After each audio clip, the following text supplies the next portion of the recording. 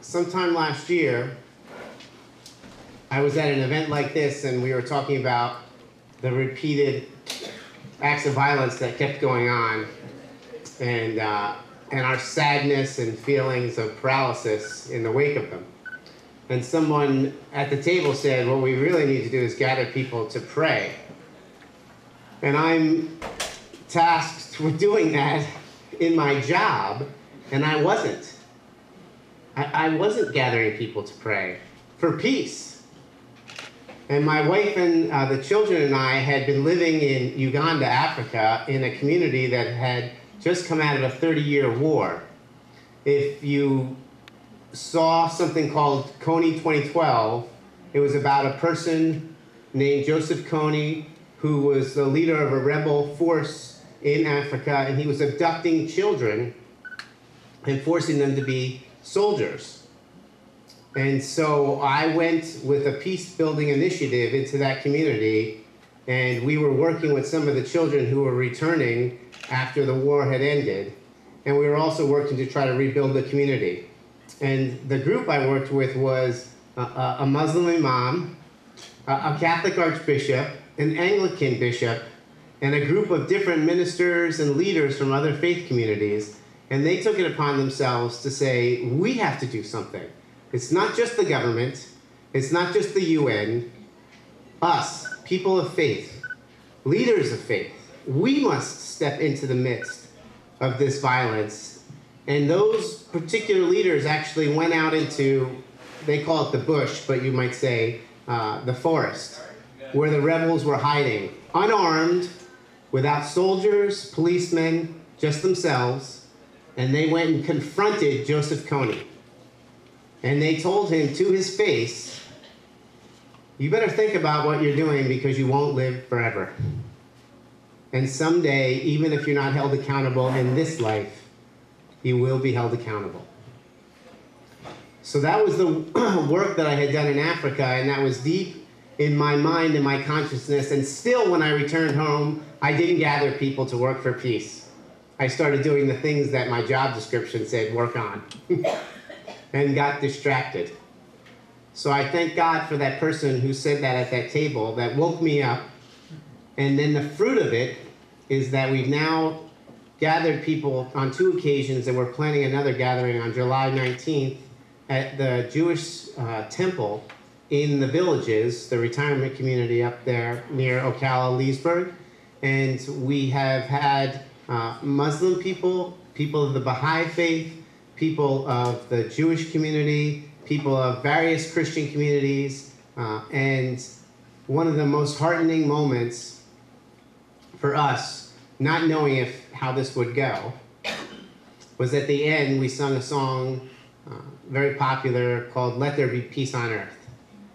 And we had all the clergy sitting up in the front together, and the people in the community in front of them.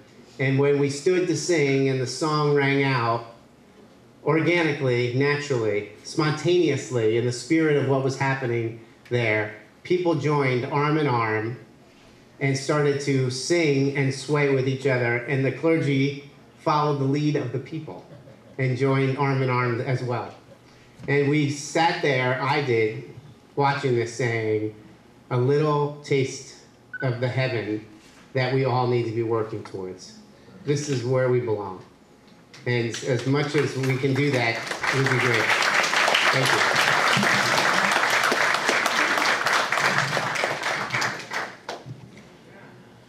The next person that I want to recognize, I have, and you'll correct me please, I believe that I have spoken in this church in the pulpit 5 times. It's either 4 or 5 times. I've done a series of 4 lectures in that church about Islam. And recently we did a Love Sunday. Yes. Reverend Drew Willard, I'd like to ask you to come up and speak a moment if you would. Drew is an amazing, come on up Drew. Pastor, he likes to be called pastor because he does lead his sheep very beautifully. Drew is an amazing storyteller. He loves to tell stories. One night I want to have him to my class to tell a story. But anyway, he is the pastor of the United Church of Christ in Oxford, Florida, and here you are. Thank you. Thank you.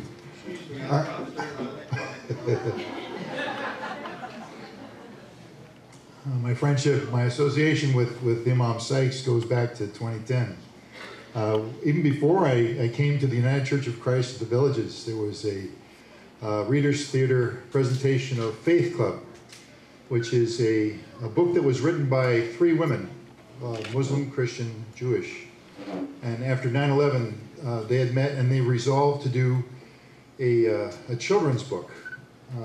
But the book became about their dialogue and their arguments and their friendship. And 2 women from my church had adapted this for a Reader's Theater. And I saw this presented at the Lutheran Church, Hope Lutheran in the Villages.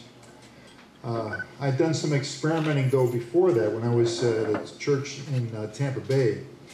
And it came about like this. I attended a trialogue at St. Pete.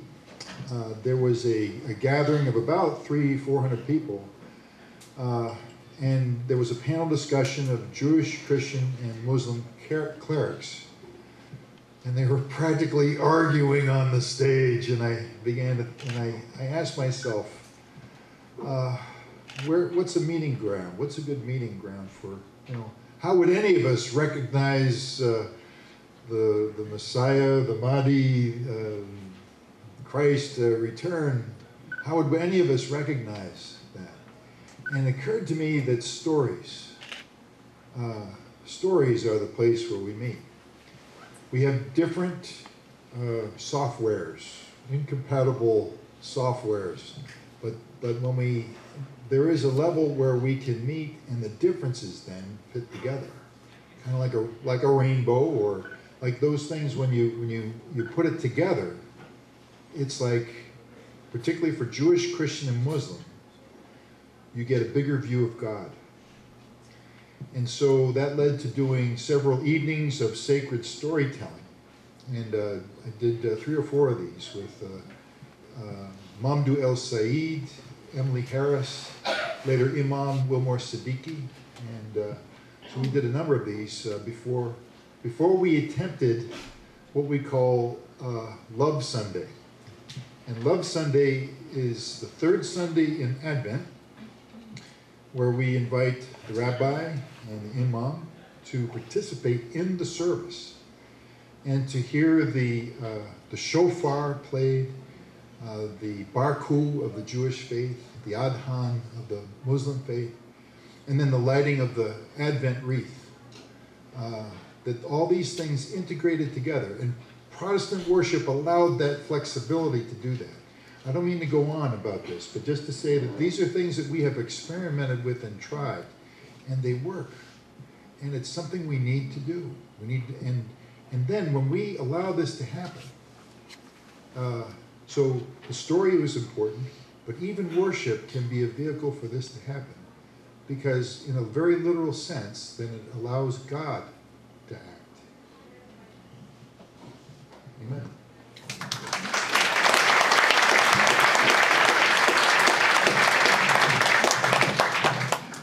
Pastor Jim Devine, I'd like you to come up, please. He is from New Covenant United Methodist Church in the Villages. They have joined our peace effort in the Villages. I don't know if Jim knows this, but I actually did let me see if I can get this right. Was it a quadrilogue or a... Yeah, bypass, yeah. But there was I believe, a Buddhist, myself, a rabbi, and a Christian. Before you came, actually at New Covenant, we did this presentation. And so we started this peace work, and Jim came in, and like all of the people here, I think it's probably very obvious that I love them. I genuinely love them. I have a relationship with these people. They make me cry, and sometimes I've made them cry, just because they had to put up with me. But anyway, Jim, I'd like you to have a few words, please. Yeah, thanks for inviting me to share something. I came into this, these guys had already started this process, and one of our other staff members actually had gone to it, and And she just kept telling me, Jim, you need to come and plug into this. You need to plug into this and see what's happening. And one of the things that we find is that a lot of the people in our community have fear because they look at the world today and they just hear the news. They hear Fox News or MSNBC, whatever side they're on, and they have fear. And but it's because it's a lack of information. And so we went, and we're still new in the process. But we're so excited. I'm excited that there's several of us here tonight and that we are getting more and more people in our community to come together with people of other faiths and to see that we can join together and pray for peace. We can join together in love as the human race, and that God's created us all. And we don't have to agree on everything and be together on everything to still have love. And to be sisters and brothers united. And so it's been an exciting time. And within our own community, there's several of us now that are praying very strongly that this will just continue to grow and that people will be more and more open to just coming. And my hope is that we'll just bring a big group here next year. So.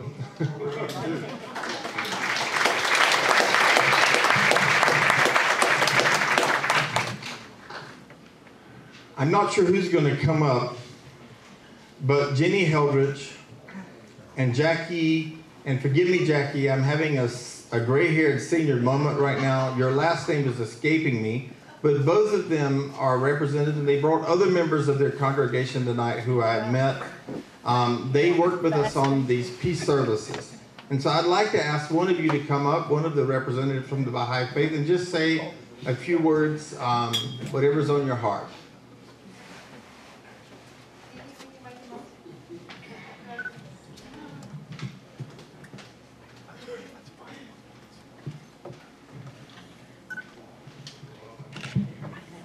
Good evening, everybody. I'm a retired nurse.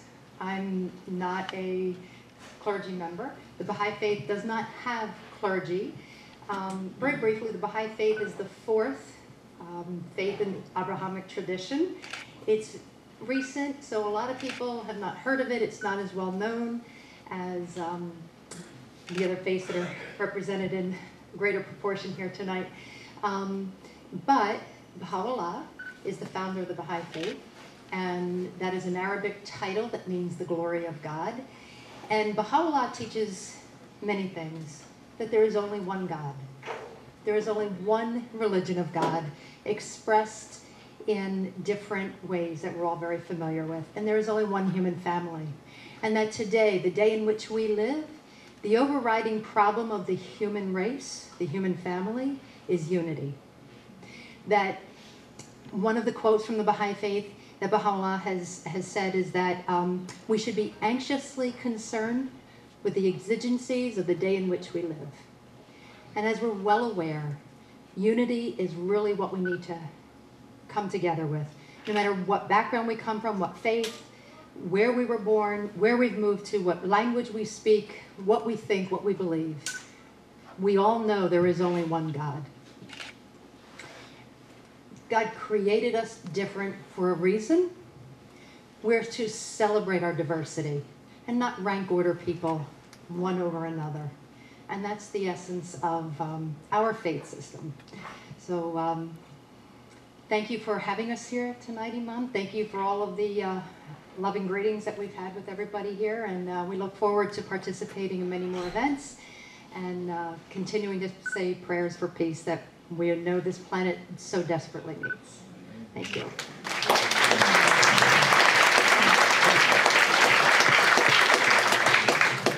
And your name?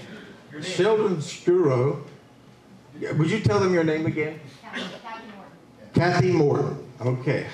The spiritual leader of Temple Shalom is Sheldon Scuro and his wife Eveline. And they were unable to be with us tonight. Their plans were to be here. So I pray for them and look forward to seeing them at our next meeting. But they had planned to be here, and I'd hope that we'd be able to hear from them. Sheldon is an amazing man who has led that community, and now they're about to hire a rabbi. But he's led it for how many years, Drew? I think it's been at least 10. 10 years or something. I think that's right. Rabbi Hillel Skolnick from the Southwest Orlando Jewish congregation across the street was going to be with us tonight, but he's on vacation with his family, and that's a great place to be. But he sends his love. I go to a Seder at Rabbi Skolnick's house every year and meet with his lovely mother-in-law, who's a cantor. He's got a brother, I believe, but no, his wife's a rabbi, and there's another member in the family, Alan, that's a cantor, and I think that's the wife's brother. So they're all an amazing family, and every year I get to have Seder with them. There is, this is going to be a tough one, but Lynette Fields, we go back a long, long time ago, does an amazing ministry at St. Luke's United Methodist Church. Reverend Jad Denmark, would you stand, Lynette, first? Reverend Jad Denmark. Oh, there you go. Please stay standing. Jad is also on staff at St. Luke's United Methodist Church. Reverend Corey Jones.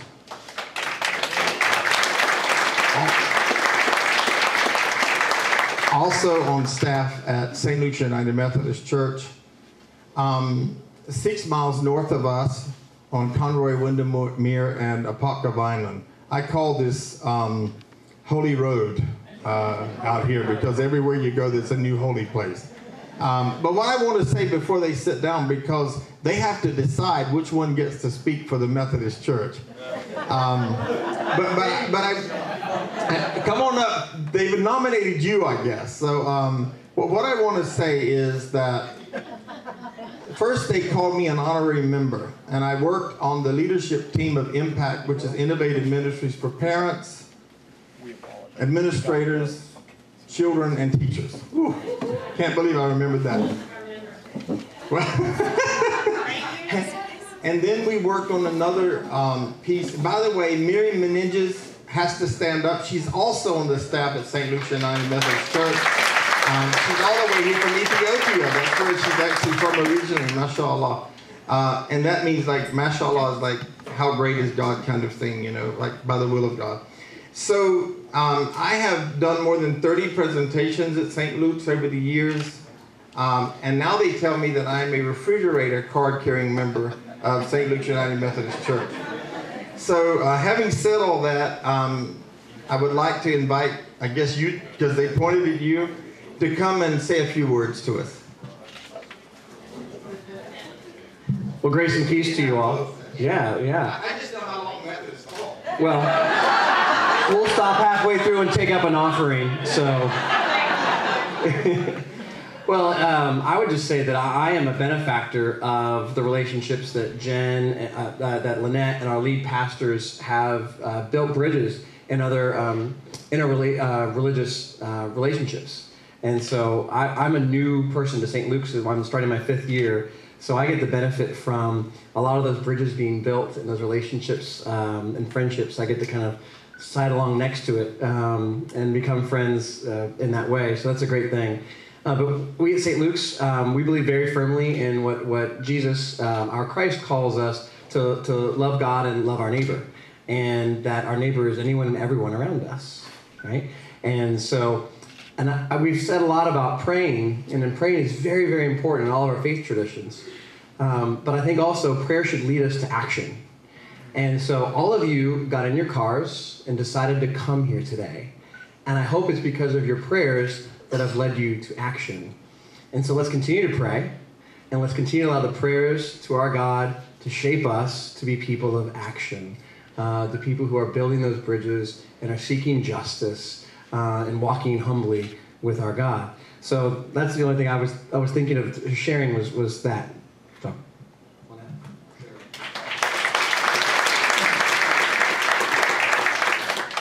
There's so much depth to this relationship, but I shared with a group earlier this week that when we face something like we did on June 12th, the work that we've done ahead of time is so important because we already have trust built and we already know each other by name.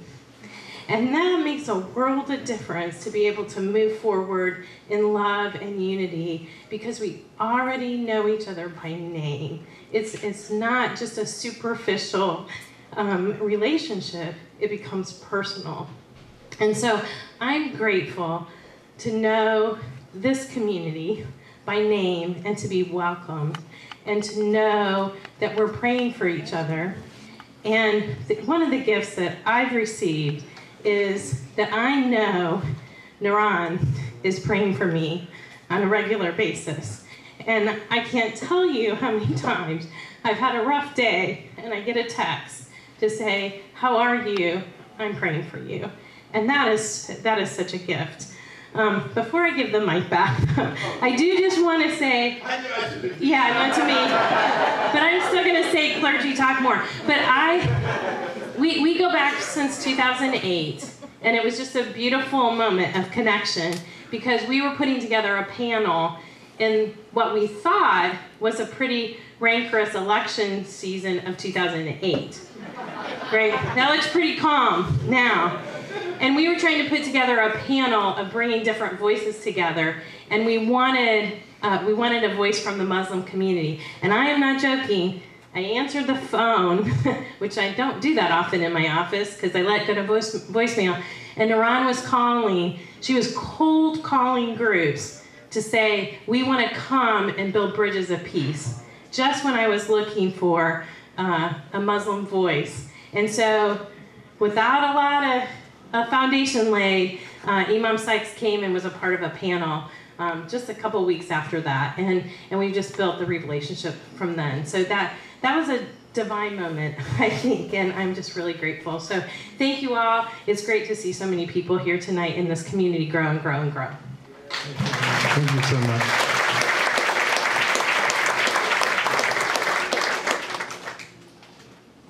The next person I'd like to ask to come up is Professor Ron Roundtree, his wife Beth. If you'd both stand, please. By Ron's generosity, I have addressed more than 1,000 people about Islam. He is a professor at Eastern Florida State College, and every semester he invites me to come and teach people about Islam. Sometimes he actually lets me do 4 lectures in one day. Sometimes only 3. And one time 5, right? 6. My record is 6 lectures in one day. So Ron, if you would please come and just share a word with us. Thank you, Beth, for bringing him here tonight. We know who the power behind the scenes are. I wasn't prepared. That's the best speech. We do really well together because we kind of know each other's inappropriate jokes and everything. We can kind of go back and forth. I don't know. I can only tell you what I've been thinking of lately, and as I've been sitting here. And I want to thank everybody here at the masjid and just in the faith community here. You're going out of your way to bless us, and I really want to bless you. This is so. This is going to make some of you feel really old, and some of you are going to feel really young. But I'm in my mid-40s, so it kind of works that way. When I was a kid, I read Dr. King's Letters from Birmingham Jail, and being a big fan of history, I would read about the complacency during World War II. I would read about the Japanese intern camps. Each moment of history, I read about complacency in the faith community, and it always drove me crazy. You know, I would always look back and say, why did they let that happen and everything?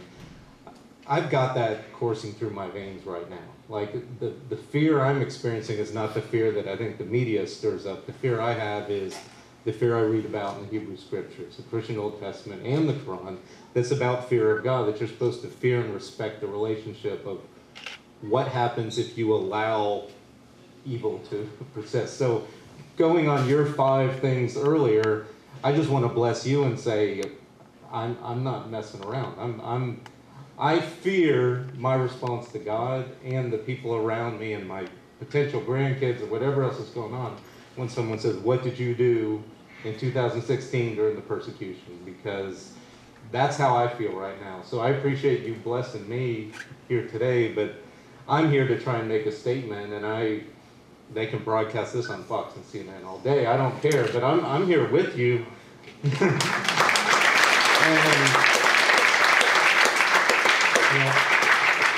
And I just want to say to you folks, at this point, it just stirs up in me so much. Sometimes I just get mad and frustrated and everything else, but I'm not experiencing it on the same level you are. And so you're my brother, and I affirm you, and I thank you so much for just asking me to ramble here tonight. But thank you for blessing us, but even more, I hope that you don't leave here tonight without knowing that we're all behind you. Thank you so much.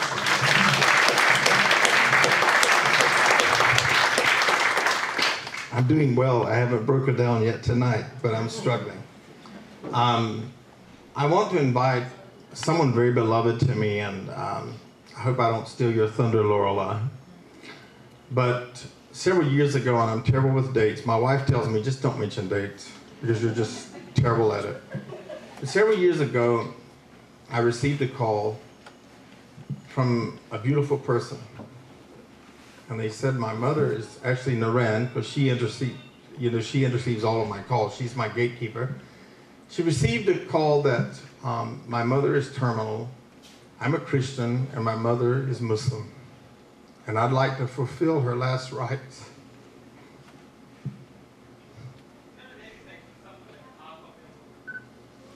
And I'd like her to be buried as a Muslim. And my wife said, thank you. My wife said, you found the right man. My husband will see to it that your mother is buried as a Muslim. And so our relationships are personal. Every Sunday from that day, I believe, I visited and prayed with her mother until her passing. I then organized a team of Muslim women to wash her body and shroud her, and I led the janazah prayer. So I'd like to ask you to just speak whatever's on your heart, Lorelei. Lorelei is a member of the First Congregation Church in Winter Park, where I spoke last Friday night, and there she was in the audience. So, and her lovely husband, Clinton, there he is at the camera. Where'd he go? Okay.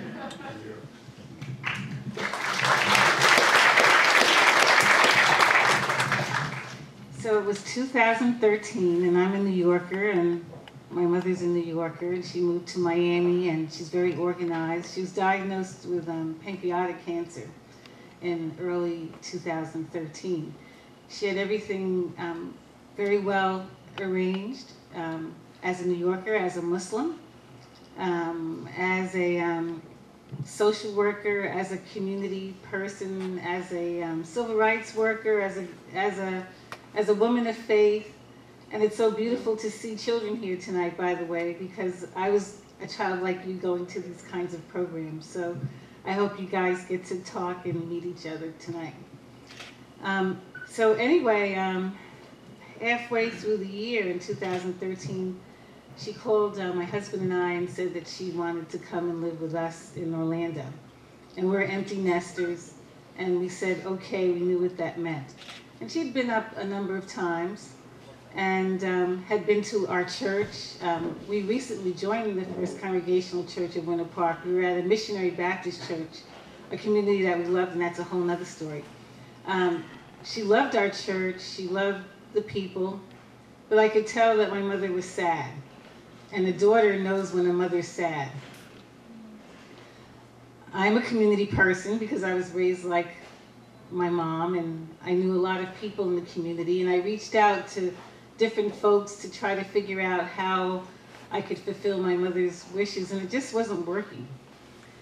And finally, as a daughter, I had to think about this harder, as a child, as a daughter, and as a Christian. So what did I do? I got on my knees next to my bed, as I would do with my grandmother, and some of you will know that feeling of praying next to your grandmother on your knees. So in that way, I prayed on the side of our bed by myself. And I said, in the name of Jesus, where is the community in Central Florida that will love my mother, that will hold and protect and will care for my mother to take her to heaven in her religious tradition, which is Islam. She's not a Christian, she's a Muslim. And I said, every major religion talks about honoring your mother and your father. Every minor religion talks about honoring your mother and your father. Even people who say they have no religion honor their mothers and their fathers. I said, in the name of Jesus, help me to honor my mother. And I left it there on the altar, as we all say in different ways in our religion. I just left it there. So fast forward, but not too forward, all of a sudden, I learned about the Sykes. And they came, and they prayed with my mother. They came right in and prayed. And they got up off their knees, and Imam Sykes said, how did you find out about us? How did you find out about me? I said, I got on my knees in the name of Jesus and said, where is the community that will love my mother, that will allow me to honor my mother's faith traditions, will love her, will care for her? And that developed into just a very wonderful relationship. Not a meeting, but a personal, that had nothing to do with isms. It was just that space of love that comes when the universe just comes together. That place of love. And it was just the most beautiful thing. I was with my mother the night when she passed. Before that, Niran had explained everything that was to happen, and I explained it to my family. You know, how my mother wanted a tradition, just like in the Jewish tradition where you're buried right away, you know, no chemicals and all that stuff. And I was there next to my mom when she passed, and it was very beautiful and peaceful. And then that same day, she was presented at the masjid at prayer, Jumu'ah prayer, which had said that in the Muslim tradition, if you pass on the Jumu'ah, the day of Jumu'ah, you go to heaven right away. And it was just such a beautiful thing. It was the janazah that Imam Sykes was able to say a few words about my mom, and then involved my husband, and that my husband was able to stand with the Muslim men and to bury my mom. But let me go backwards a little bit, because Niran had told me earlier that I would not be able to be in the room when they washed my mom's body and prepared her body. But the Muslim women decided that, yes, you're her daughter, come in. So I was there with Niran and Maysoon, and I felt like one of the Marys in the Bible, to have such a beautiful experience, to be able to wash my mother, to put lotion and sweet scents and to feel her body. It was just such a beautiful experience. So I'm so happy that you allowed me to share that experience, that personal experience. And I'm just so glad to see everyone here tonight in this beautiful time of Ramadan. So thank you again.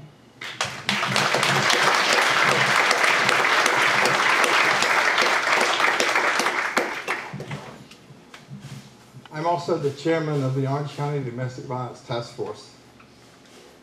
And I take a very strong stance against perpetrators of intimate partner violence.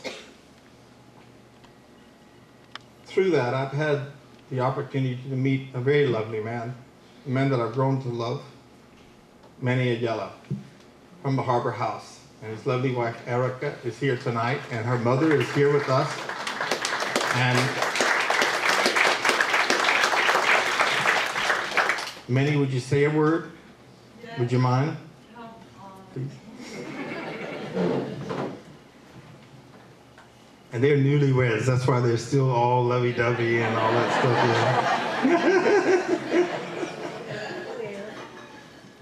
Yeah. And we're committed to continuing that lovey-dovey stuff. And we have very great mentors here with Naran and Imam that really have been very supportive of Erica and I along the way. Manny Ayala, have been with Harbor House for a couple of years, kind of at the forefront, preventing domestic abuse, just aggressions between marriages and couples and relationships that really plague our society in some way, with 1 in 3 women being affected by this and 1 in 4, 1 in 5 men being affected by abuse. You can't really deny that there's something that isn't right in our community. And abuse thrives in silence. I'll say that again, abuse thrives in silence. Which is why it's so important for us to come together. So you may not think that you're doing anything by coming together. Maybe you have the faith that says, yes, we're coming together, we're doing something in the atmosphere, something's changing. But I want to reaffirm that we are doing something here tonight. We're creating an atmosphere of change. As a family, regardless of our faith, we're making a statement that we're united. Regardless of the people out there that continue to perpetuate hate and violence and intolerance, we're united, showing respect and love. And that is enough to just get the ball rolling and create that social change that our community needs. I praise God for this opportunity to just know you, my brother.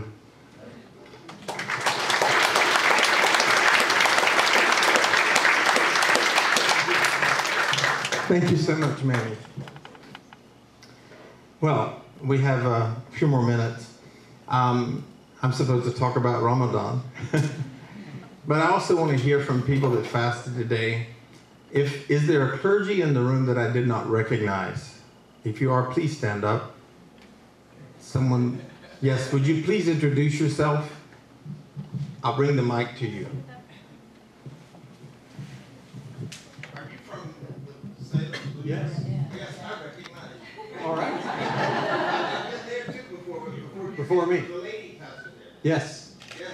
My name is Derek Hovind, and I'm the pastor at Salem Lutheran Church, which you talked about, Holy Road, and we're about halfway between here and St. Luke. The blue one. The blue one, yes. And it's great. We've got a pretty good bunch of us here tonight, but many people in our congregation over the years before I got there have talked about visits here, and so we appreciate that.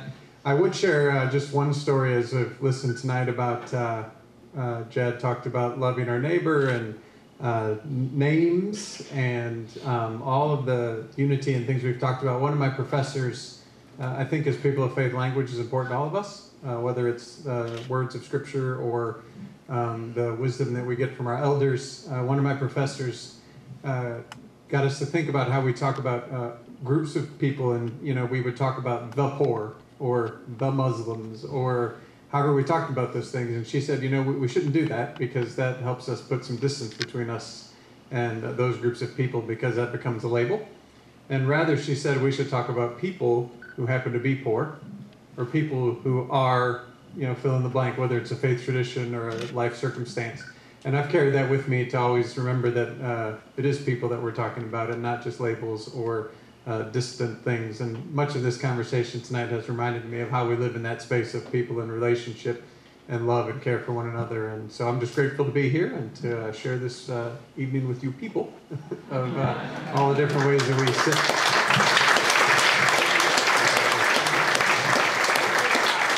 I also want to mention another person that's here tonight. I have a beloved friend who I believe he might be 80. He is an author of many books, Professor Jim Tuttle, who teaches at Asbury Theological Seminary.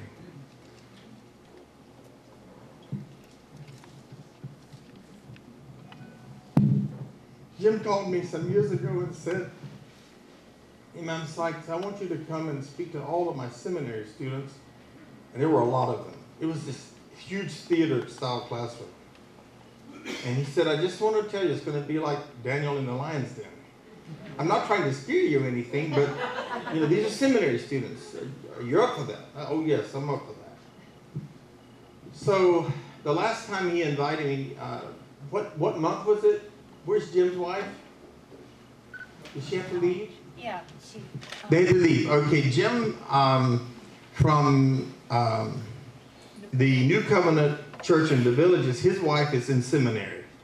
And so this couple of months ago when I was in seminary there she was sitting on the front row, and also another person who is just getting ordained at New Covenant was also in that class. So I do get around.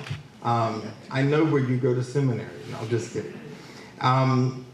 But if there are those folks that fasted today with us, and you'd like to share your experience, we'd love to hear those experiences. Anyone who is not Muslim that fasted. Now, I don't want to start calling names, but there's a guy I met earlier tonight, and I want to say, was it James or Jim? I'm terrible. Where is he? Did he have to leave? I think he must have had to leave. Yes, would you share? She lifted your hand up. That's called compulsion. There's no compulsion in Islam. Okay. Maria. Good evening, everybody. My name is Maria. I go to a Beit Israel congregation, but I love to visit friends. This is my dear friend and sister, Deborah Balding. And for many years, I have drove right by. I have Muslim friends in Egypt, and my child used to go here to JCC. So sometimes I go to Shabbat, and one day they spoke so beautiful about you all. With so much honor. So every time I drive by here, I feel like I want to know the folks that are inside of that building. I want to get to know them more. So I love you all so much. And I believe that we should have no divisions. In times like lately, there are so much pain, so much families broken, and things happening from one corner to the world to the other. And we all feel like, I feel for those people. My fast, yes. She always comes to visit me, we do business together, and she always says she's fast, she's gonna fast. And I always wanted to, I'm a very hungry person for knowledge, For knowledge,